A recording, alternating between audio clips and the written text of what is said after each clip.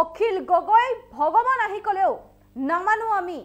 আৰু আমি প্ৰতিবাদ কৰিমেই কোনো কাৰণতে অসমীয়াই মানি নলয় জাতি ধ্বংসী আইন বুলি মন্তব্য কৰিছে বিধায়ক অখিল গগৈ আমি সবিশেষ জনাবলৈ চেষ্টা কৰিম ভগৱানে আহি কলেও নামানো আমি প্ৰতিবাদ কৰিমেই কোনো কাৰণতে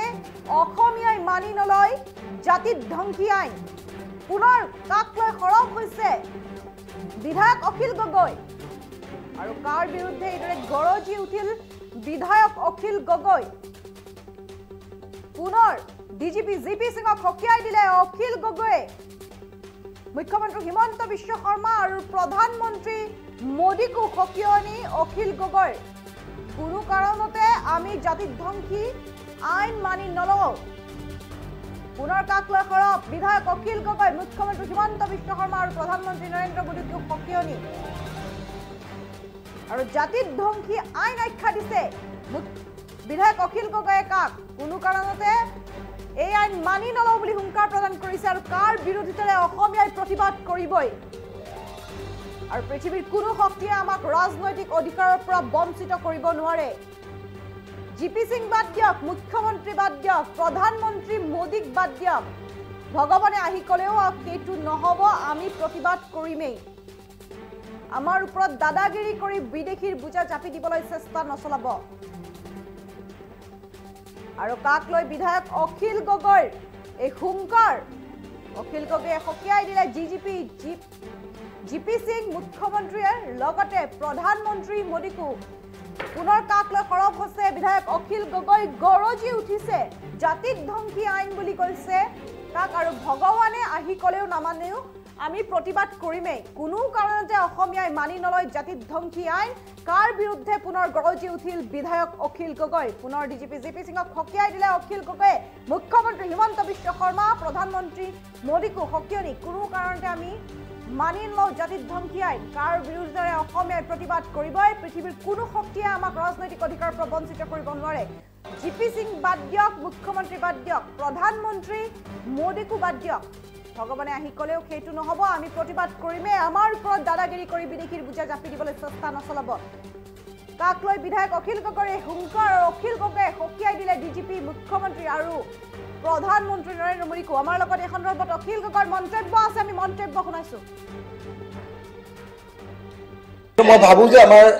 16টা যি আমাৰ বিৰোধী দলৰ যি ঐক্যমঞ্চ সেই ঐক্যমঞ্চই আমাৰ নিজৰ ভিতৰত বুজাবুজি সম্পন্ন হৈছে বিজেপিয়ে এখন মানে যোধা আকবৰ চিৰিয়েলৰ নিচিনাকে বা আমাৰ যে এইটো বেহাৰবাৰী আউটপোষ্টৰ নিচিনাকে যে দীঘলীয়া চিৰিয়েল এখন কৰে তেনেকুৱা মানে এখন চিৰিয়েল বনাইছে এতিয়া যে এই সপ্তাহটোত আমুকক নিম নেক্সট সপ্তাহটোত আমুকক নিম এনেকৈ এটা মেনেজ কৰি যাতে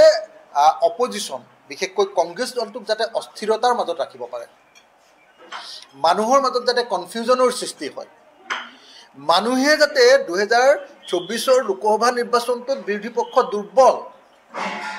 এওঁলোকৰ লগত মানুহ নাথাকে এই পৰিস্থিতি যাতে উপলব্ধি কৰে তেনেকুৱা ধৰণে এজনৰ পাছত আনজন লিডাৰক এনেকৈ তেওঁলোকে ক্ৰয় কৰা কিনাৰ ব্যৱস্থা গ্ৰহণ কৰিছে আৰু এনেকৈ কিনি তেওঁলোকে বিৰোধী পক্ষৰ গোটেই ৰাজনীতিটোক তেওঁলোকে একেবাৰে মানে ধূলিময় কৰি দিব খুজিছে মানে মই ভাবোঁ যে এনেকৈ ৰাজনৈতিক দল এটাৰ পৰা কোনোবা যাব পাৰে কিন্তু মানুহে এইটো কথা বুজি উঠিছে যে বিজেপিৰ নিচিনা এটা সাম্প্ৰদায়িক দললৈ যোৱা মানে তেওঁ আচলতে আমাৰ দেশৰ প্ৰতি যে দায়বদ্ধতা নাই আমাৰ জাতিৰ প্ৰতি দায়বদ্ধতা নাই সেই কথাবিলাক এতিয়া বুজি উঠিছে সেইকাৰণে মই ভাবোঁ যে কংগ্ৰেছৰ পৰা এনেকৈ তেওঁলোকে নি থাকিব পাৰিব কিন্তু বিৰোধী পক্ষক দুৰ্বল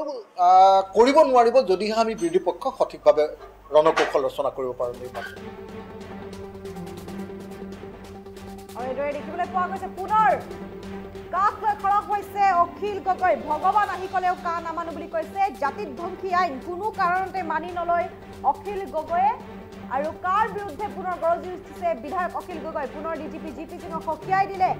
অখিল গগৈ মুখ্যমন্ত্ৰী হিমন্ত বিশ্ব শৰ্মা আৰু প্ৰধানমন্ত্ৰী মোদীকো হকিয়নি আমি অখিল গগৈৰ যিটো মন্তব্য সেই মন্তব্যটো আপোনালোকক পুনৰ শুনাবলৈ চেষ্টা কৰিম মই ভাবোঁ যে আমাৰ 16টা যি আমাৰ বিৰোধী দলৰ যি ঐক্যমঞ্চ সেই ঐক্যমঞ্চই আমাৰ নিজৰ ভিতৰত বুজাবুজি সম্পন্ন হৈছে। বিজেপিয়ে এখন মানে যোধা আকবৰ চিৰিয়েলৰ নিচিনাকৈ বা আমাৰ যে এইটো বেহাৰবাৰী আউটপোষ্টৰ নিচিনাকৈ যে দীঘলীয়া চিৰিয়েল এখন কৰে,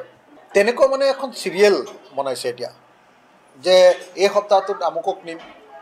নেক্সট সপ্তাহটোত আমুকক নিম, এনেকৈ এটা মেনেজ কৰি যাতে অপজিশ্যন বিশেষকৈ কংগ্ৰেছ দলটোক যাতে অস্থিৰতাৰ মাজত ৰাখিব পাৰে, মানুহৰ মাজত যাতে কনফিউজনৰ সৃষ্টি হয়, মানুহে যাতে 2024 লোকসভা নিৰ্বাচনটোত বিৰোধী পক্ষ দুৰ্বল, এওঁলোকৰ লগত মানুহ নাথাকে, এই পৰিস্থিতি যাতে উপলব্ধি কৰে, তেনেকুৱা ধৰণে এজনৰ পাছত আনজন লিডাৰক এনেকৈ তেওঁলোকে ক্ৰয় কৰা কিনাৰ ব্যৱস্থা গ্ৰহণ কৰিছে। আৰু এনেকৈ কিনি তেওঁলোকে বিৰোধী পক্ষৰ গোটেই ৰাজনীতিটোক তেওঁলোকে একেবাৰে মানে ধূলিময় কৰি দিব খুজিছে। মানে মই ভাবোঁ যে এনেকৈ ৰাজনৈতিক দল এটাৰ পৰা কোনোবা যাব পাৰে, কিন্তু মানুহে এইটো কথা বুজি উঠিছে যে বিজেপিৰ নিচিনা এটা সাম্প্ৰদায়িক দললৈ যোৱা মানে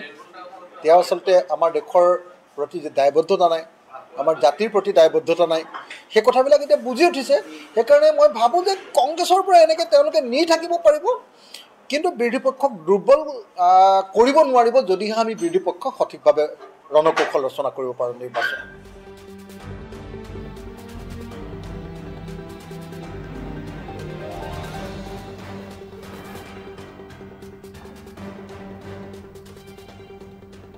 আৰু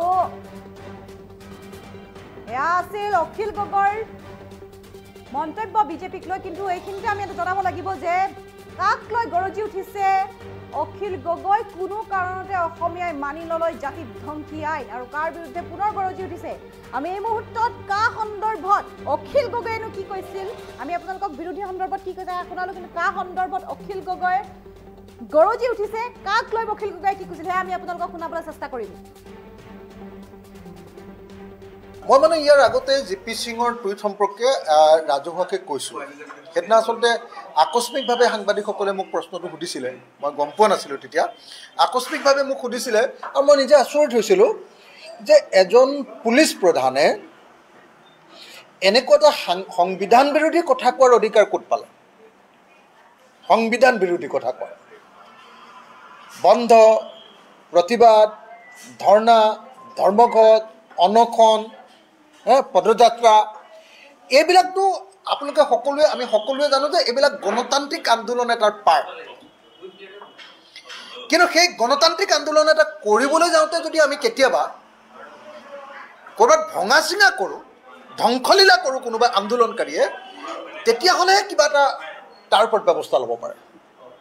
কিন্তু গণতান্ত্ৰিকভাৱে এটা বন্ধ পালন কৰাটো কোনো ধৰণৰ সাংবিধানিক, মই ক'তো ধৰণৰ সংবিধানে তাৰ বিৰোধিতা কৰাটো ক'তো দেখা নাই। কিন্তু কৌশলপূৰ্ণভাৱে গুৱাহাটী উচ্চ ন্যায়ালয়ৰ এটা ৰায়ৰ প্ৰসংগত কি ৰায়, যে যদি কোনোবাই ধ্বংস কৰে তেতিয়াহ'লে তাৰ ক্ষতিপূৰণ দিব লাগে। সেই প্ৰসংগটো তেওঁলোকে কি কৰিব খুজিছে, ইন জেনেৰেল বন্ধ, in general hartal, in general আন্দোলন, এই বিষয়টোৰ ওপৰত জাপি দিব খুজিছে। গতিকে এজন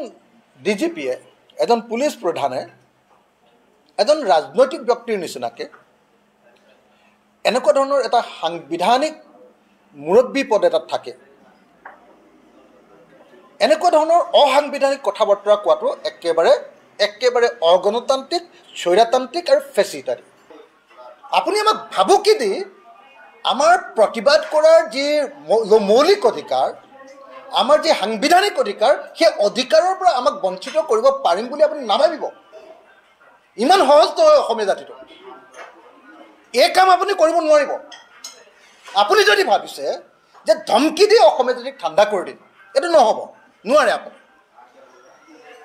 আমি কৈছোঁ নোৱাৰে, আপুনি নোৱাৰে। আমাৰ এটা জাতীয় সমস্যা, জাতীয় সংকট, জাতীয় সংকটটোৰ সময়ত আমি আন্দোলন কৰিম। সেই আন্দোলন কৰোঁতে যদি কোনোবাই হিংসাত্মক পৰিস্থিতিৰ সৃষ্টি কৰে তেতিয়াহ'লে তেওঁক গ্ৰেপ্তাৰ কৰক আপুনি। কিন্তু এনেকৈ মাফিয়া গেঙৰ লিডাৰৰ নিচিনাকৈ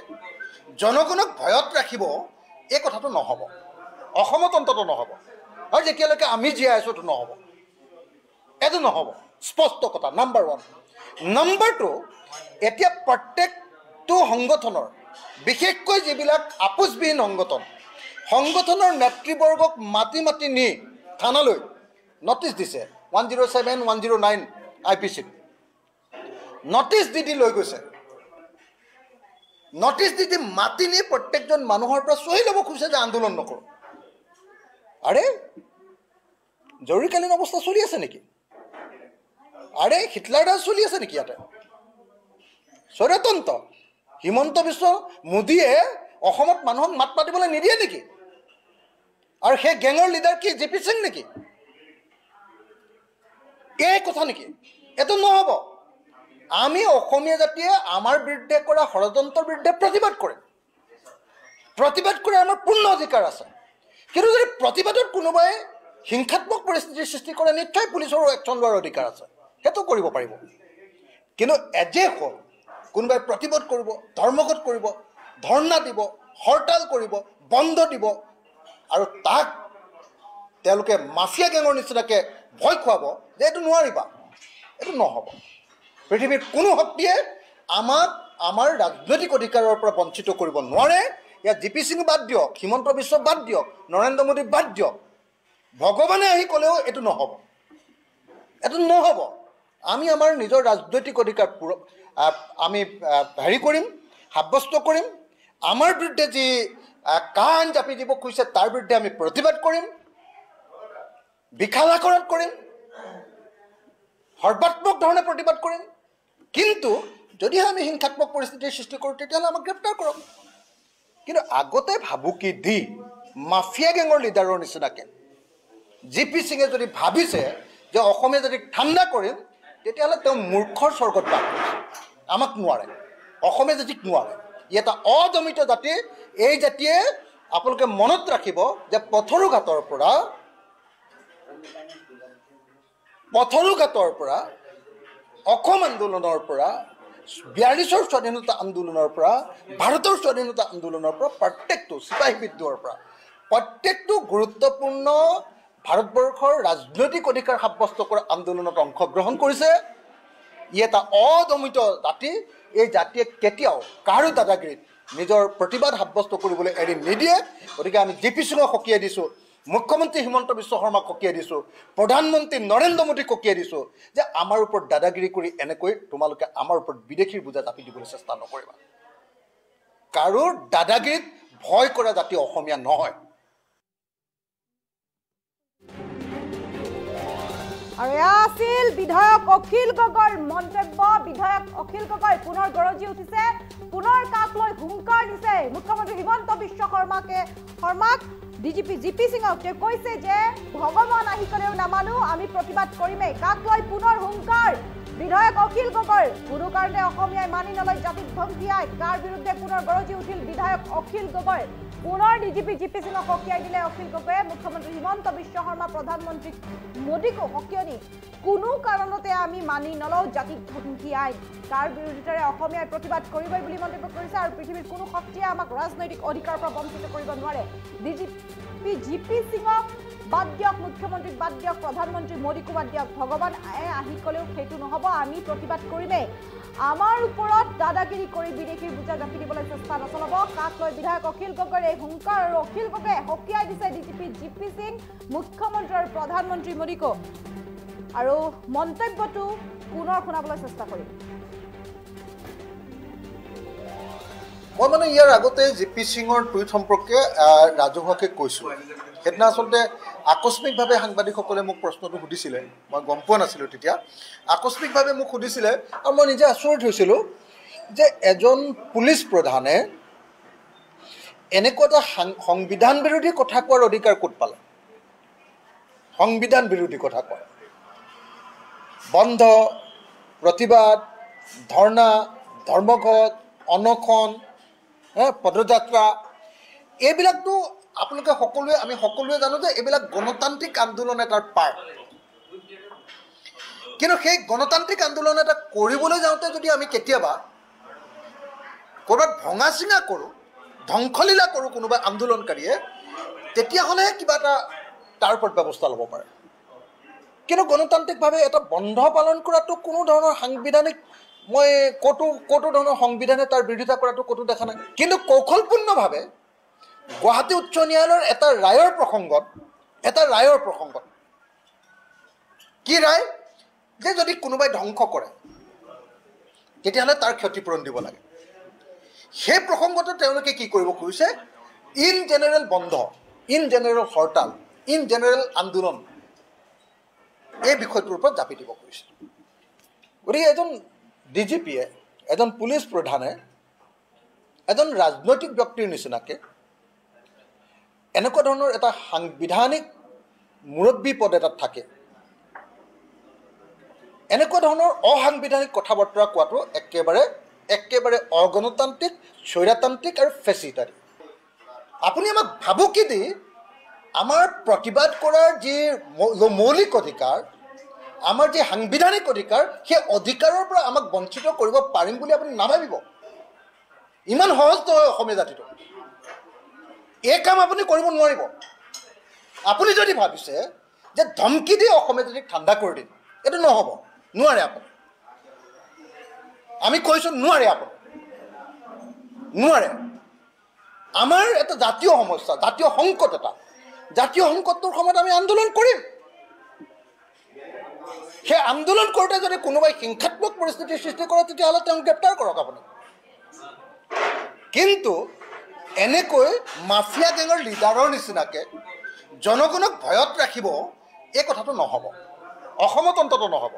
আৰু যেতিয়ালৈকে আমি জীয়াই আছোঁ এইটো নহ'ব, এইটো নহ'ব। স্পষ্ট কথা, নাম্বাৰ 1। নাম্বাৰ 2, এতিয়া প্ৰত্যেকটো সংগঠনৰ, বিশেষকৈ যিবিলাক আপোচবিহীন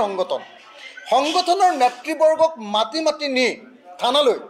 নটিচ দিছে। 107, 109 IPCত নটিচ দি লৈ গৈছে। নটিচ দি মাতি নি প্ৰত্যেকজন মানুহৰ পৰা চহী ল'ব খুজিছে যে আন্দোলন নকৰোঁ। আৰে জৰুৰীকালীন অৱস্থা চলি আছে নেকি? আৰে হিটলাৰ ৰাজ চলি আছে নেকি ইয়াতে? স্বৈৰতন্ত্ৰ হিমন্ত বিশ্ব মোদীয়ে অসমত মানুহক মাত মাতিবলৈ নিদিয়ে নেকি? আৰু সেই গেঙৰ লিডাৰ কি JP সিং নেকি? এই কথা নেকি? এইটো নহ'ব। আমি অসমীয়া জাতিয়ে আমাৰ বিৰুদ্ধে কৰা ষড়যন্ত্ৰৰ বিৰুদ্ধে প্ৰতিবাদ কৰিম। প্ৰতিবাদ কৰাৰ আমাৰ পূৰ্ণ অধিকাৰ আছে। কিন্তু যদি প্ৰতিবাদত কোনোবাই হিংসাত্মক পৰিস্থিতিৰ সৃষ্টি কৰে, নিশ্চয় পুলিচৰো একশ্যন লোৱাৰ অধিকাৰ আছে, সেইটো কৰিব পাৰিব। কিন্তু কোনোবাই প্ৰতিবাদ কৰিব, ধৰ্মঘট কৰিব, ধৰ্ণা দিব, হৰতাল কৰিব, বন্ধ দিব, আৰু তাক তেওঁলোকে মাফিয়া গেঙৰ নিচিনাকৈ ভয় খুৱাব যে এইটো নোৱাৰিবা, এইটো নহ'ব।